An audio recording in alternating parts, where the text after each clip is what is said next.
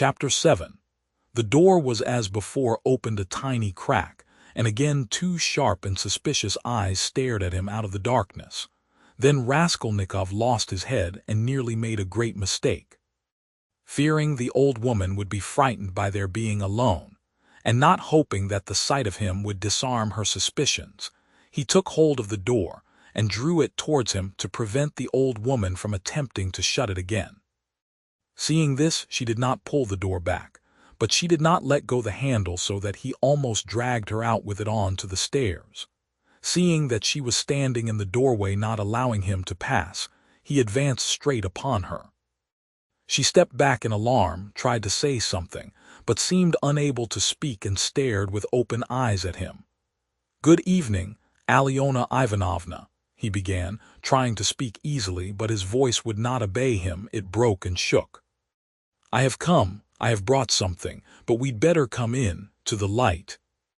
And leaving her, he passed straight into the room uninvited. The old woman ran after him, her tongue was unloosed. "Good heavens, what it is? Who is it? What do you want?" "Why, Alyona Ivanovna, you know me, Raskolnikov. Here, I brought you the pledge I promised the other day." And he held out the pledge. The old woman glanced for a moment at the pledge, but at once stared in the eyes of her uninvited visitor. She looked intently, maliciously, and mistrustfully. A minute passed. He even fancied something like a sneer in her eyes, as though she had already guessed everything. He felt that he was losing his head, that he was almost frightened, so frightened that if she were to look like that and not say a word for another half-minute, he thought he would have run away from her. "Why do you look at me as though you did not know me?" he said suddenly, also with malice. "Take it if you like, if not I'll go elsewhere. I am in a hurry." He had not even thought of saying this, but it was suddenly said of itself. The old woman recovered herself, and her visitor's resolute tone evidently restored her confidence. "But why, my good sir, all of a minute?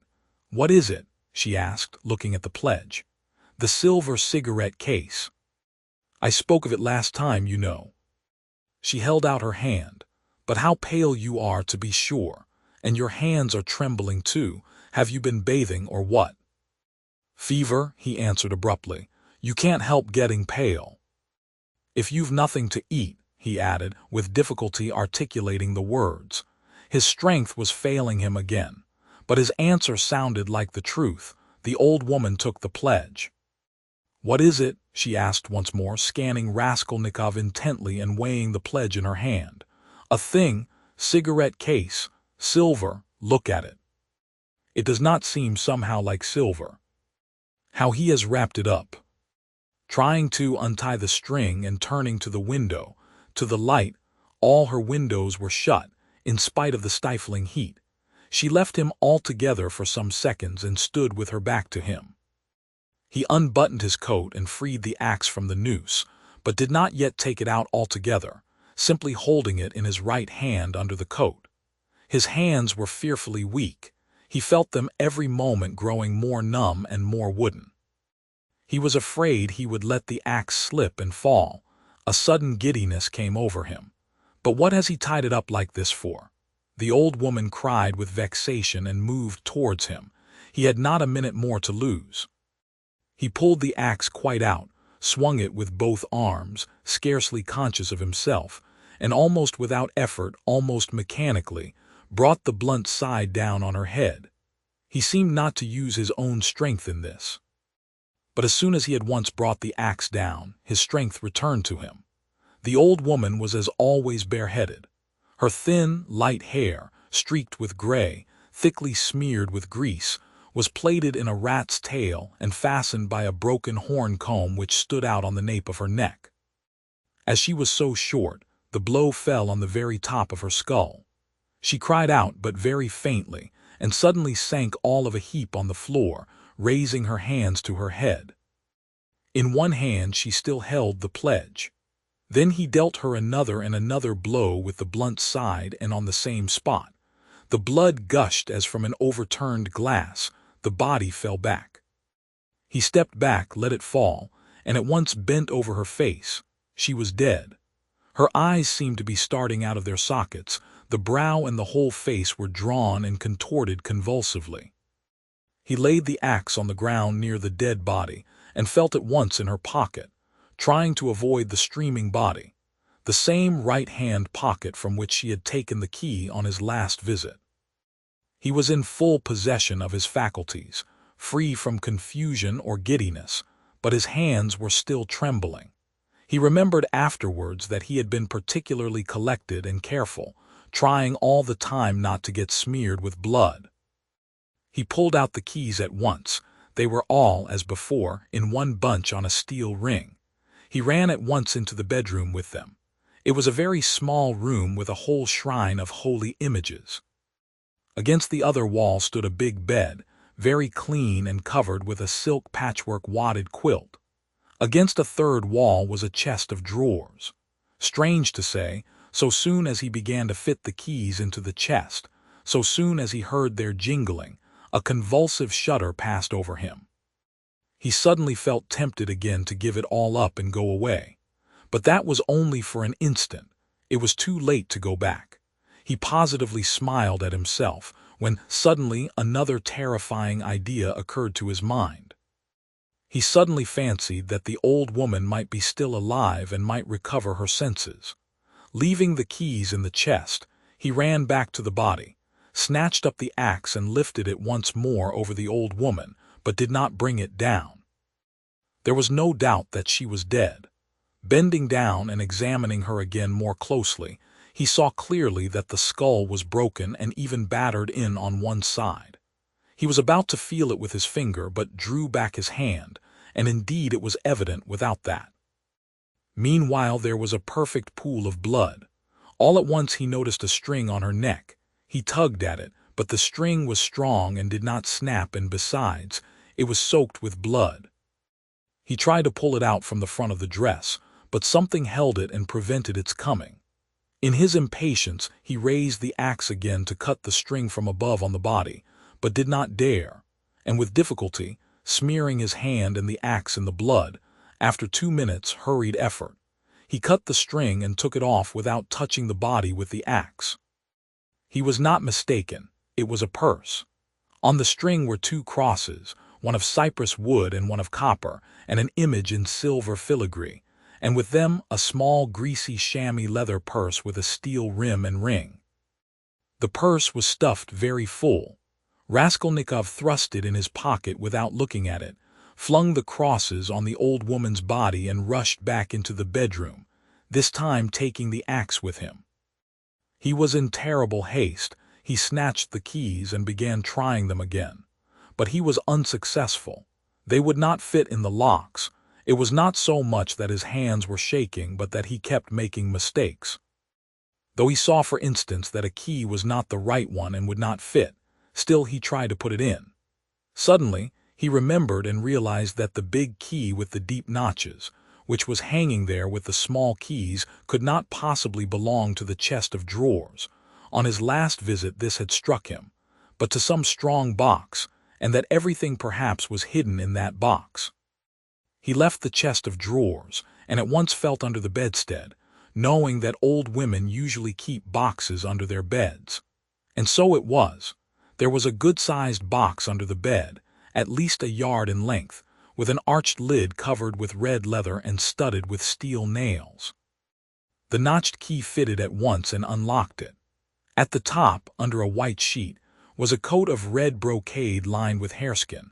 Under it was a silk dress, then a shawl, and it seemed as though there was nothing below but clothes. The first thing he did was to wipe his blood-stained hands on the red brocade.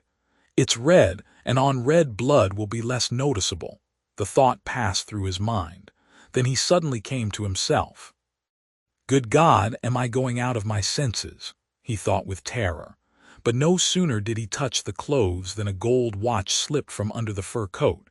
He made haste to turn them all over.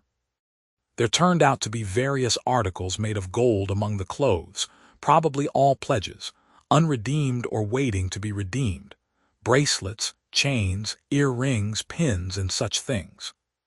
Some were in cases, others simply wrapped in newspaper, carefully and exactly folded, and tied round with tape. Without any delay, he began filling up the pockets of his trousers and overcoat without examining or undoing the parcels and cases. But he had not time to take many. He suddenly heard steps in the room where the old woman lay. He stopped short and was still as death, but all was quiet, so it must have been his fancy. All at once he heard distinctly a faint cry, as though someone had uttered a low, broken moan. Then again, dead silence for a minute or two. He sat squatting on his heels by the box and waited, holding his breath. Suddenly he jumped up, seized the axe and ran out of the bedroom. In the middle of the room stood Lizaveta with a big bundle in her arms. She was gazing in stupefaction at her murdered sister, white as a sheet, and seeming not to have the strength to cry out. Seeing him run out of the bedroom, she began faintly quivering all over like a leaf. A shudder ran down her face. She lifted her hand, opened her mouth, but still did not scream. She began slowly backing away from him into the corner, staring intently, persistently at him, but still uttered no sound, as though she could not get breath to scream. He rushed at her with the axe. Her mouth twitched piteously, as one sees babies' mouths, when they begin to be frightened, stare intently at what frightens them and are on the point of screaming.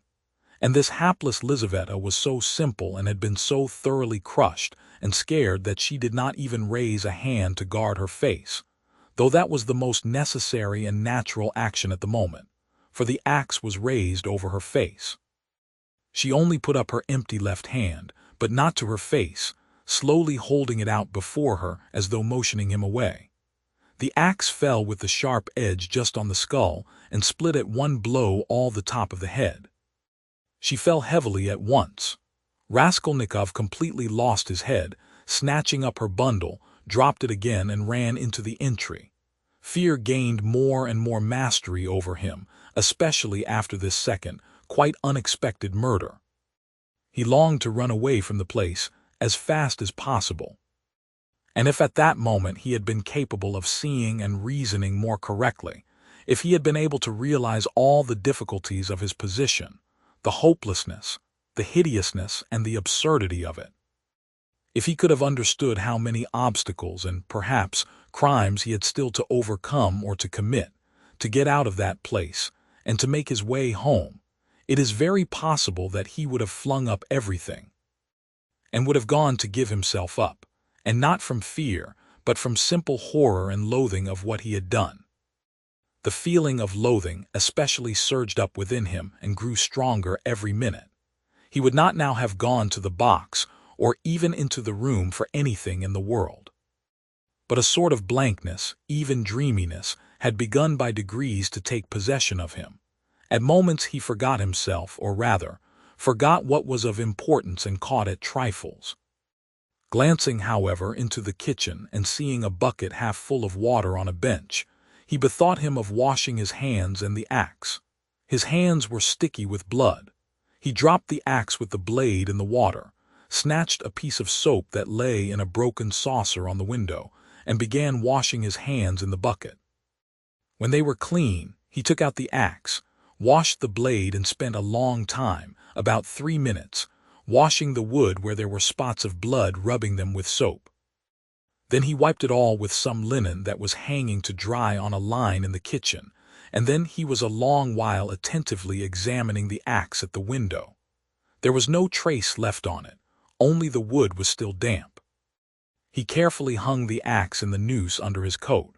Then, as far as was possible, in the dim light in the kitchen, he looked over his overcoat, his trousers, and his boots.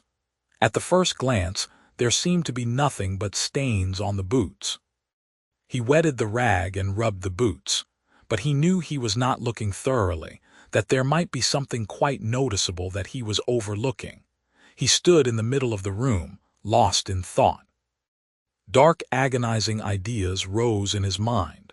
The idea that he was mad, and that at that moment he was incapable of reasoning, of protecting himself, that he ought perhaps to be doing something utterly different from what he was now doing.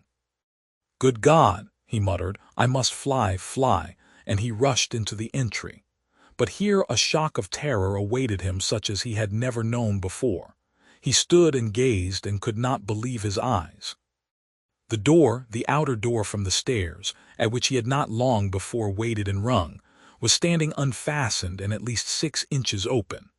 No lock, no bolt, all that time. The old woman had not shut it after him, perhaps as a precaution. But good God, why, he had seen Lizaveta afterwards, and how could he have failed to reflect that she must have come in somehow? She could not have come through the wall. He dashed to the door and fastened the latch. But no, the wrong thing again. I must get away, get away. He unfastened the latch, opened the door and began listening on the staircase. He listened a long time. Somewhere far away, it might be in the gateway, 2 voices were loudly and shrilly shouting, quarreling and scolding. What are they about? He waited patiently. At last all was still, as though suddenly cut off. They had separated. He was meaning to go out, but suddenly, on the floor below, a door was noisily opened and someone began going downstairs humming a tune. How is it they all make such a noise? Flashed through his mind. Once more he closed the door and waited. At last all was still, not a soul stirring. He was just taking a step towards the stairs when he heard fresh footsteps. The steps sounded very far off, at the very bottom of the stairs, but he remembered quite clearly and distinctly that from the first sound he began for some reason to suspect that this was someone coming there, to the 4th floor, to the old woman. Why were the sounds somehow peculiar, significant? The steps were heavy, even and unhurried. Now he had passed the 1st floor, now he was mounting higher, it was growing more and more distinct. He could hear his heavy breathing. And now the 3rd story had been reached. Coming here. And it seemed to him all at once that he was turned to stone, that it was like a dream in which one is being pursued, nearly caught and will be killed, and is rooted to the spot and cannot even move one's arms. At last, when the unknown was mounting to the 4th floor, he suddenly started, and succeeded in slipping neatly and quickly back into the flat and closing the door behind him. Then he took the hook and softly, noiselessly fixed it in the catch. Instinct helped him. When he had done this, he crouched holding his breath by the door. The unknown visitor was by now also at the door. They were now standing opposite one another, as he had just before been standing with the old woman, when the door divided them and he was listening. The visitor panted several times.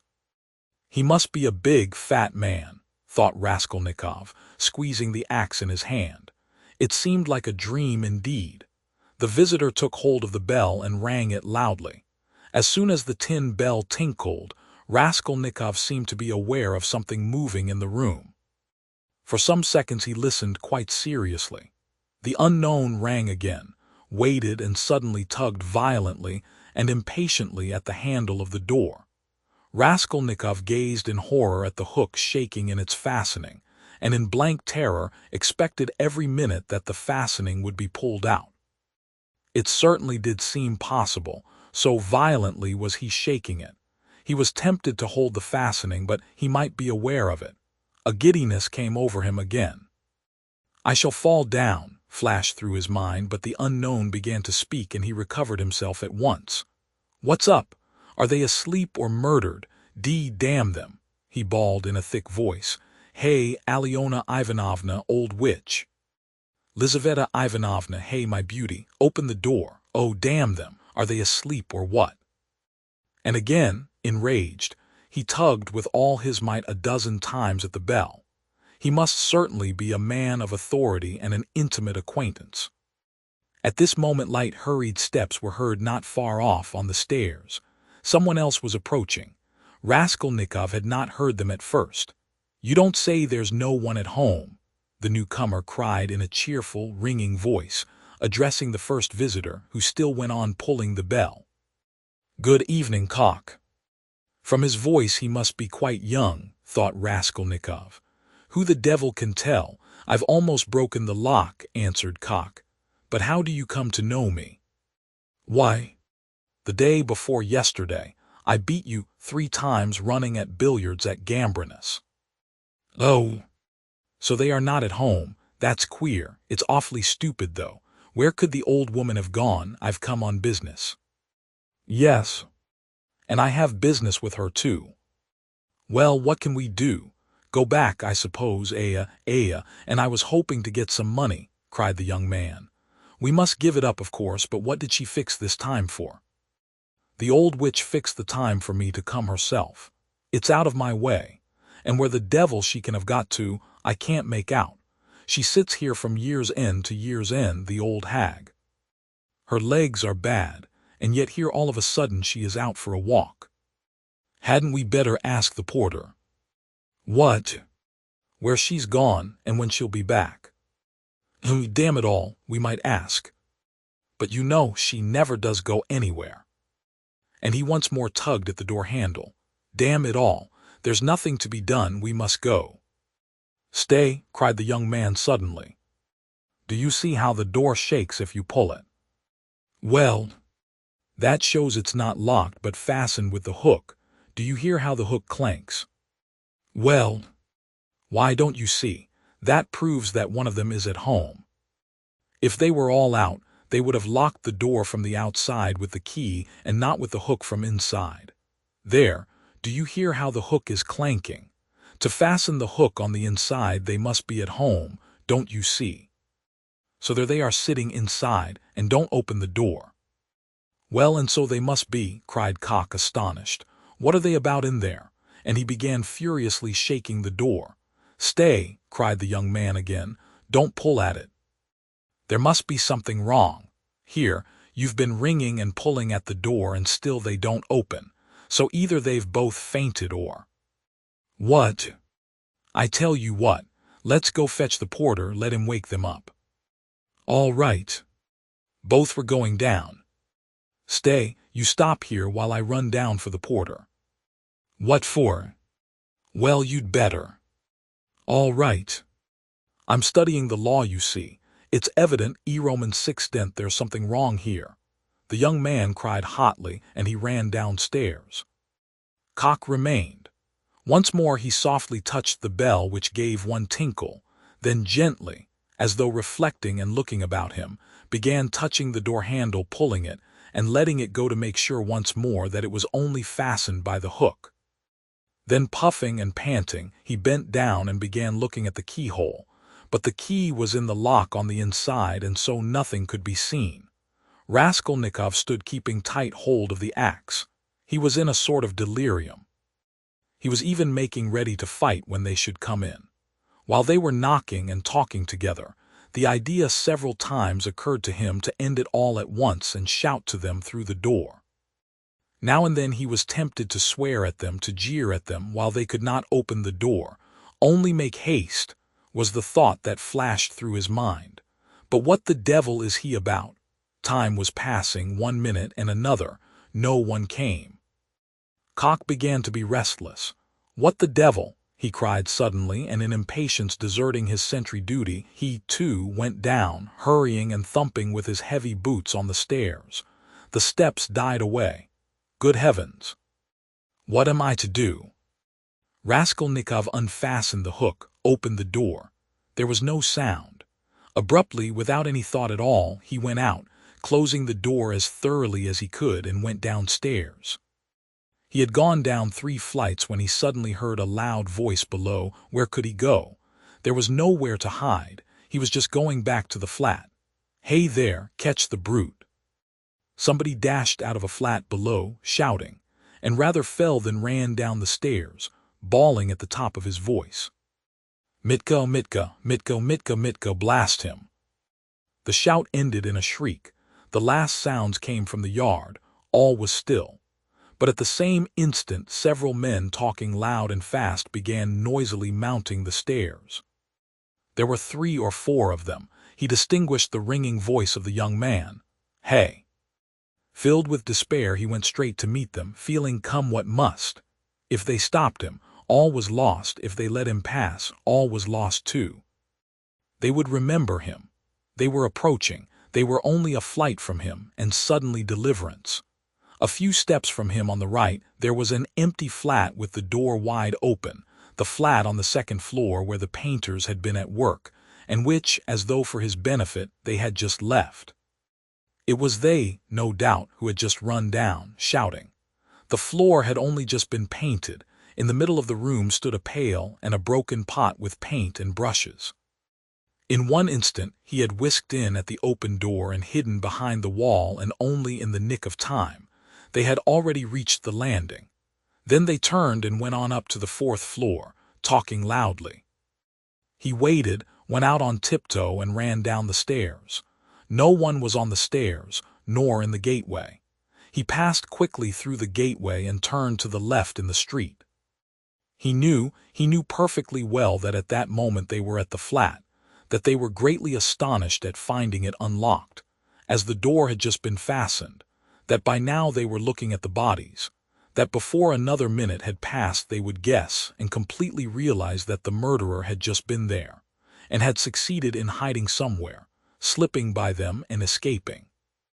They would guess most likely that he had been in the empty flat while they were going upstairs, and meanwhile he dared not quicken his pace much, though the next turning was still nearly 100 yards away. Should he slip through some gateway and wait somewhere in an unknown street? No, hopeless. Should he fling away the axe? Should he take a cab? Hopeless, hopeless. At last he reached the turning. He turned down it more dead than alive. Here he was halfway to safety, and he understood it. It was less risky because there was a great crowd of people, and he was lost in it like a grain of sand. But all he had suffered had so weakened him that he could scarcely move. Perspiration ran down him in drops. His neck was all wet. My word, he has been going it. Someone shouted at him when he came out on the canal bank. He was only dimly conscious of himself now, and the farther he went the worse it was. He remembered, however, that on coming out onto the canal bank, he was alarmed at finding few people there and so being more conspicuous, and he had thought of turning back. Though he was almost falling from fatigue, he went a long way round so as to get home from quite a different direction. He was not fully conscious when he passed through the gateway of his house. He was already on the staircase before he recollected the axe, and yet he had a very grave problem before him, to put it back and to escape observation as far as possible in doing so. He was of course incapable of reflecting that it might perhaps be far better not to restore the axe at all, but to drop it later on in somebody's yard. But it all happened fortunately. The door of the porter's room was closed but not locked, so that it seemed most likely that the porter was at home. But he had so completely lost all power of reflection that he walked straight to the door and opened it. If the porter had asked him, "What do you want?" he would perhaps have simply handed him the axe. But again the porter was not at home, and he succeeded in putting the axe back under the bench, and even covering it with the chunk of wood as before. He met no one, not a soul, afterwards on the way to his room. The landlady's door was shut. When he was in his room, he flung himself on the sofa just as he was. He did not sleep, but sank into blank forgetfulness. If anyone had come into his room then, he would have jumped up at once and screamed. Scraps and shreds of thoughts were simply swarming in his brain, but he could not catch at one. He could not rest on one, in spite of all his efforts.